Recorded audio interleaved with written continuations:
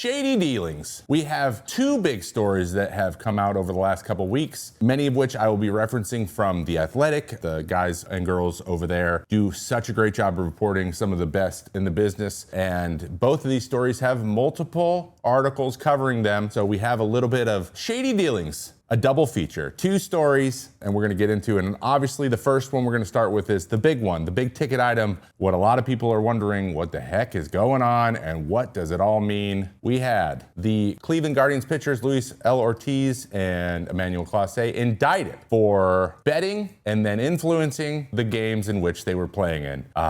We were hoping this wasn't what actually happened, and it turns out it might be. Now, there are still gonna be trials, and this is gonna be an ongoing process, and there's gonna be a lot of discovery and evidence put forward and rebuttals made and all that kind of stuff. So we're not gonna draw any judgments on like what actually happened, what didn't, but some of this stuff, at least reported in The Athletic by Zach Meisel, I believe, did much of this reporting with a pickup by Ken Rosenthal, also participated in the latest article covering it. Basically, we're just gonna go through this whole situation, and I'm gonna treat it like a trend on the internet where I am going to explain the thing using a mind map. If you don't know what a mind map is, it's gonna involve the whiteboard. We're gonna have a lot of fun with it. We're gonna try to figure out all the points that happened, how it all kind of unraveled, and what compelling evidence points to one way or the other what was going on, and then what that could possibly mean for not only these guys and not only for the Cleveland Guardians, but just baseball and betting and just everything involved. I have a lot to say. We're gonna go right into it. These three articles are the ones I'm gonna be referencing, okay? We have what we know about MLB's gambling investigation. This was put up in July of last year. This is the day that Clase got suspended after Ortiz had 3 weeks before. So at this point, we know both those guys are up. This was actually then updated on November 9th after the indictments came out. And then we also are gonna get into this one with more information. And then we have the last one where we were able to get some text and stuff reported on. So now we know exactly how some of the communications happened, and it's looking worse and worse and worse for these two gentlemen. So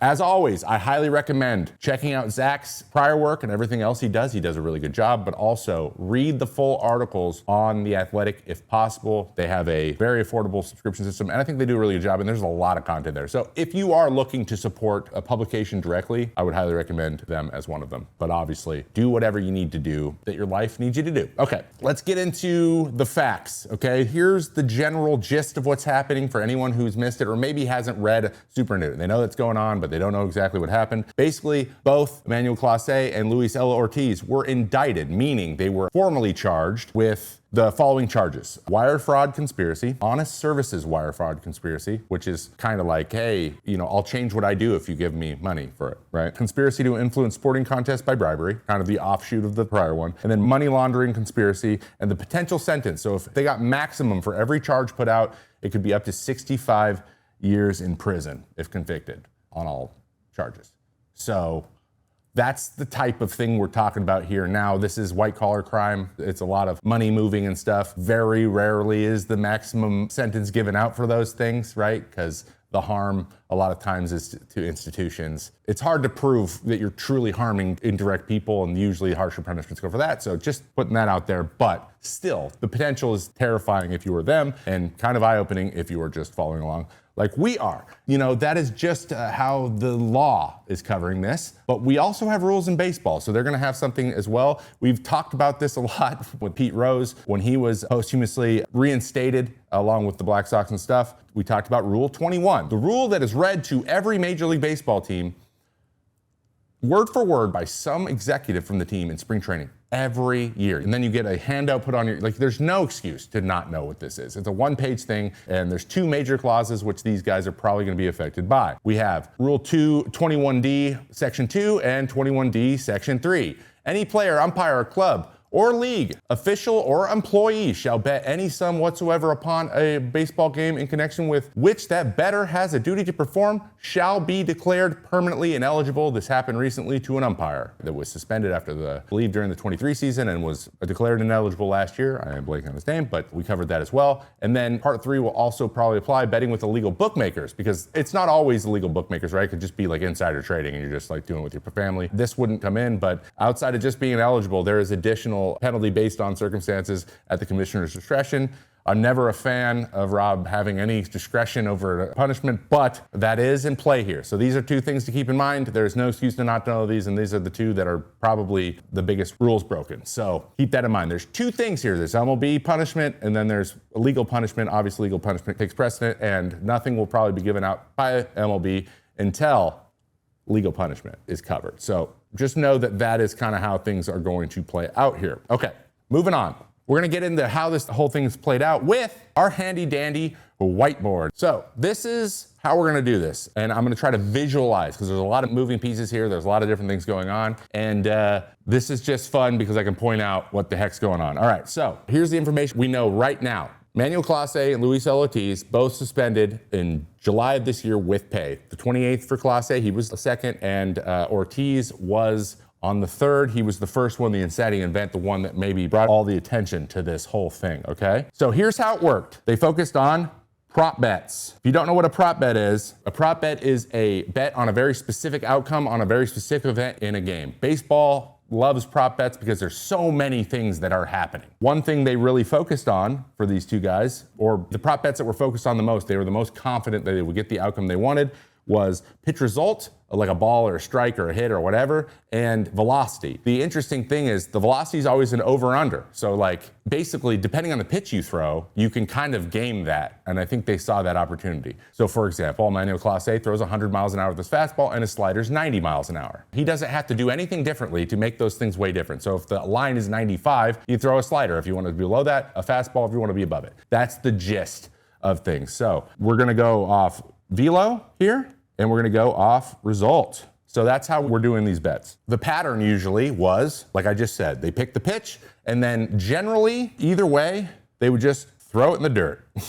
So we're focusing on throwing it in the dirt so that we can guarantee it's a ball and we can make sure that nothing actionable is gonna happen on the pitch. Now there is one pitch that got out of the way here, cover that in a second, but it felt automatic at that point, and that's why they honed in on this side of things. And like I already mentioned, the velo differences were the biggest things. This is kind of how they ran through it, okay? There was communication involved, and Clase was kind of the guy that led this. We'll talk about this in a minute when we go through the timeline, but there's evidence in 2023 that he was already doing it before Luis L. Ortiz was even on the Guardians with him. So we're gonna do their timelines after this. So there were two ways of communication. They texted. Some of these texts were crazy timed. I'll talk about that in a minute. And then there were also calls, many of which were in game. So we had the closer that's supposed to be in the bullpen fielding calls 10 minutes before he pitched. I don't even know. Well, that's crazy. Allegedly, that's what was happening. I don't know if it was actually him or somebody else with his phone. Either way, it's kind of crazy, but like, I'm trying to think about how it's even possible being a reliever myself, and that's insane. So we were going through text, we were going through calls. There's a big call and text paper trail and a lot of other evidence that's gonna come out as well. And when things didn't go well, there were gifts like, gifts exchanged as well. And then there was a paper trail. So this is how they're catching these guys, right? We have the text, we have calls. There's a paper trail where they can track how much money was won, because that's all tracked on the apps they were using. And then they have bank records to see how much money was changing hands beforehand too, because that also happened at times. So overall, the paper trail, Clase netted co-conspirators over 400K, which is crazy. Ortiz netted them over 60K. So that's total about 450K plus. So that's what we're talking about. We're talking about up to $500,000 won over a 2-year period by the conspirators that were helping the bettors, the people putting in the bets, because at no point did either one of these guys put a bet directly on their own name in their own account, because obviously that's how you get caught the fastest. Like, that's a direct link. They tried to create some of these steps between them so they didn't get caught. So that is how the whole thing kind of played out over 2 years. The investigation started in July. They've now found things and they've been indicted, and all of this is going to play in. Okay, so let's talk about specifically Emmanuel Clase's timeline, because he was kind of the ringleader, and it began, the first pitch in question was May 19th, 2023. Of all times. Now, when we first covered this story in July, we quoted a tweet from friend of the show, a fellow YouTuber, Foolish Bailey, who posted a bunch of videos of Emmanuel Clase spiking first pitch fastballs and sliders to start innings over a period of time. I believe every single one of these pitches was in that montage, and he didn't have any additional information. He just went and found it. So just a data YouTuber found this immediately. He found it so fast. Isn't that like, If that is what was happening, that was way too easy to catch. So just throwing it out there. Shout out to Foolish Bailey for his work on that. Okay, so let's talk about each one of these pitches really quick. I'm gonna go through it. May 19th, the first one, the bettors won 27K, and that day, Clase actually blew that save. So this was worth 27K. This one was worth 38K for his conspirators. This was a slider to Zanino that bopped up and hit him, and he had to take a timeout. So we have a blown save, a rattled catcher. Then on June 7th, we have $58,000 changing hands. So if you notice, these are going up. We're getting a little bit emboldened here. And this is where we had another slider spiked in the dirt, and it was just spiked again. So no one got hurt on this one, but it could have been. So these three have been the same thing. He's like, I think we have a pattern here. This is where the text chain starts to go, and they start to like coordinate a little bit more. I think he ran a test run, it seems like, for a few weeks. Nothing got flagged, so we're gonna keep going. And with all accounts, they didn't catch him until Ortiz joined in for years later. So then we move forward to 2015. So those were the three. Those three were in 1 year. Nothing happened in 2024, which was the year he was in the finals for the Cy Young. So if we were wondering, like, how'd he pitch so well that year? It's because he didn't do any of this in 2024, or at least there's no evidence of that at this moment. Then this coming season, in May 13th, 2025, that's when the texts started to happen, okay? This one, Clase actually provided $2,500. So basically, Clase funded this one, gave it to the bettors, and then they won $3,500. Okay, that doesn't seem worth it, but it was a positive. There was a text that says, however much you can, $2,500 and under. So basically, they didn't want to get flagged. $2,500 was the maximum for some reason. And then the bettor came over to Clase's house after. So that connection's been made. And then in the 17th, we have Clase texted the bettor, are you ready? The response was, but of course. 10 minutes later, $10,000 was made. So 10K was made on this. And this is texts during the game. So now I need to pause here for a second. We have texts during the game. When you are a reliever and you know you're going in the game, texting somebody, especially in Cleveland, there's no way to get, like, you can't go back to the clubhouse really quick when you're in the bullpen and then run back, right? Like, the bullpen's way out there. It's up 1,000 stairs. Like, you can't do, you have to take your phone with you. So again, there's a chance, and it didn't say, and I don't think we have this information yet. It'll probably come out during the trial. Someone else could have been doing the texting. I don't know how or why you would text ready if there's no communication. So if we're assuming it's Clase, he has his phone with him in the bullpen. So he takes his phone, and because of the timing of this, like, he must have been warming up, went to the bathroom, texted, went back out and warmed up. That's crazy. That's so risky. That's insane. Having your phone out in the bullpen is already the biggest no-no on the planet. So it's like, how you even hide it from your teammates? So now you're hiding stuff from your teammates and you're hiding stuff. It's nuts. If that's what was happening. Now that's just, it's conjecture here at this point because we don't know exactly when he was doing it, but like, if he was, that's nuts. Okay, so later that month, we have another one against the Dodgers, pregame text. So now we are texting every single time, and this one was worth nothing because Andy Pages swung. So this is the one that did not work because it was a spiked first pitch of the inning. Andy Pages swung at it. And so after this, they text each other. I can't believe that just happened. Shout out to Pages for thwarting a betting scandal. That is, I mean, for lack of a better term, hilarious. Okay, and then the last recorded one we have is April 26th, and this was another one, 11K, was won by the bettors, and it was on a pitch below 97.25 miles per hour. Okay, that doesn't say mile, you get it. And so he just threw a slider here. Doesn't matter if it's a strike ball, whatever, it just has to be under 97. That's the best way he can do that, and he did it. So all of these pitches have been flagged, and then we have the indictment happen up here, okay? So all of this accounts for over $400,000 in money changing hands.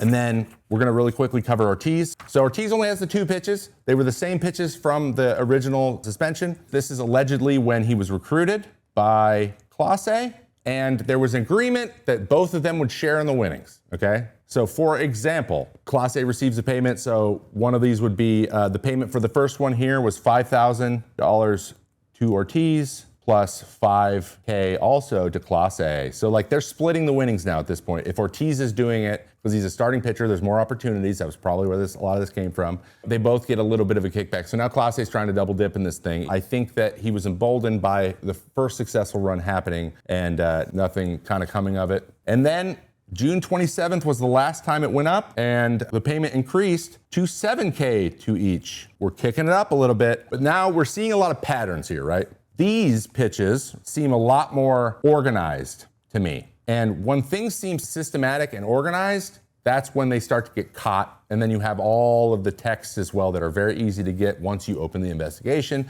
which is probably when the investigation was open, this stuff went really fast. So at the end of the day, this 7K right here, they both made 12K with the winnings as well. So it went to 12K each. So we've already covered how much, places, and where it went, and a lot of this stuff feels very damning at this point. It's kind of tough for me to watch, frankly, because there's a boldness to the way this was done that it's not surprising they were caught, but also the motivation is what's interesting to me. And I want to talk a little bit about what all this means, because we're going to have lasting implications. There's a lot of people who are going to be affected, or a lot of things going to be affected. First of all, there's going to be the Guardians. They lose closer, who was on a team friendly and one of the best in the league, and they lose starting pitcher, SP, who was young and controllable. I hate that word, but it is apt here. So they're gonna lose a starting pitcher and they lose a very good closer, which was very controllable and also very cheap and also very tradable. He was so valuable as a player, and to have it kind of go away over something this not that lucrative, and it's also, you have to like launder this, like you have to hide this money, and it's not really like you're getting paid way more. It doesn't make any sense. It doesn't make any sense to me. But like, if they never return, how to replace these guys? How is the Guardians going to replace those two very big roles? If any team is good at finding value for not so much money, it's the Guardians, and it turned out to not really matter because they ended up winning the division anyways. Moving forward, the Guardians, very adversely affected, and there are some financial obligations as well. Like, what happens to the money? Right? What happens to the money? Clase, he is currently on a 5-year, $20 million extension signed through 2027. So he had 2 more years on it. So what he had left to be paid is 4.9 and 6.4 million, which is crazy low. Clase owed 10 million, give or take, right? 10 million plus. So he's not going to get that money. There's a very low chance he comes back and pitches, even if he's not convicted. Now, nothing's owed to Ortiz. He doesn't have guaranteed money, so there's nothing on the books for him. So if anything, the Guardians are gonna save $10 million, but they're gonna lose one of the best closers, and that trade-off is not good. You can't get a lot more for that. But there is finances to do with it. I don't know why we make the decision when we're making this much money to forego that. But then there's an impact on the game itself. The game now, there's question marks around that, and there's some really interesting things that are gonna come out, right? So one, how vulnerable is the game to this happening now? Like, how vulnerable is this system to being, like, is it happening a lot? Can it happen again? Like, how far could you take this? What's the punishment gonna be like? Are like education and prevention measures enough? Are we doing enough to make sure people don't do this? Because the ban for life thing clearly wasn't a big enough deterrent for people, which I feel like that's the biggest deterrent they could possibly have. I don't know what else you can threaten. Frankly, hey, you're gonna be banned forever and not make any money. And guys are like, okay, and then they do it anyway. Like, I don't know what else you can say at that point. I feel like they've gone as far as they can. So if you're permanently ineligible, you're just not involved with the game anymore. There's nothing you can really do. So who else? If it's this easy, who else is doing it? Like I mentioned, would someone else have the phone? Is there other players involved? Did other players know? Did other players say, hey man, I don't want anything to do with that? Because that's entirely possible. Who knows? But it might have happened. But that's another question. Is more people gonna come out, and is it gonna hurt other people? And how connected do you have to be for Major League Baseball to care enough, and then the legal side to care enough for them to be conspirators, right? And then, can we talk about integrity? How is this gonna affect fans' trust? Because there's always a meme going around on the internet that the game's rigged, people are buying World Series, whatever. Now we have this, now that's gonna be thrown around like crazy. We already see like Ohtani, everyone gets mad at Ohtani because they think he was doing the betting or whatever, and like there's just no evidence of it, but whatever, like it, you know, they're just not gonna let it go. This is proof. There's like very strong proof. So if convictions happen here, how irreparably is the game gonna be when you can't trust what you're looking at? It's like AI slop. Like, we don't know it's real or not. Now it's happening in sports. That is not exciting for me. We're gonna have to see like what regulation's gonna come from this. I doubt anything. I don't trust anyone to regulate anything at the moment. How is the betting industry gonna try to crack down on this stuff? Because they already have third-party watchdogs. They're trying to catch this stuff. They don't want it to happen because they don't want their integrity hit either. So is there gonna be more there? Is it just more people watching? I don't know. I don't know how you can nip this in the bud fast enough to where this stuff doesn't happen. Because in the scope of everything, it's a good amount of money, but like it's nothing close to what like happened in the Ohtani thing. And even in terms of the money they're making in the market as a whole, it's barely a drop in the bucket. So like, it doesn't seem worth it, but like, is that enough? I don't know. I don't know, and we're not gonna know until this thing plays out. The last big one for me, especially in the convictions, is how do punishments change if like the games really didn't, like the outcomes generally didn't change that much. There was one blown save in there, but like he still pitched really well. Both of them did. So like the game outcome, is that factor into much, or is it just every individual event, it can be seen as its own game? We'll see. And I think there's gonna be a lot of precedent put together, and we're gonna get guidelines for how this stuff's handled in the future. It's crazy. It's crazy. I'm baffled, but like, it's funny. Everything that it pointed to at the beginning is kind of what happened. And so it's gonna be interesting to watch how this thing plays out in the future. So what do you think? Let me know down in the comments. How is this gonna play out? What's gonna change? And do we think anyone else is involved? Do we think that the rules need to be reestablished? Do we think more needs to be added? Do we need clear punishments like we did with steroids? Do we need like, if it's this, then this much time off? Is it this much time? Or is it like past this threshold full? Do we need to kind of start breaking that down and build out a whole thing? I wanna know what you guys think in the comments. And we're gonna cover this ongoing, but it's crazy.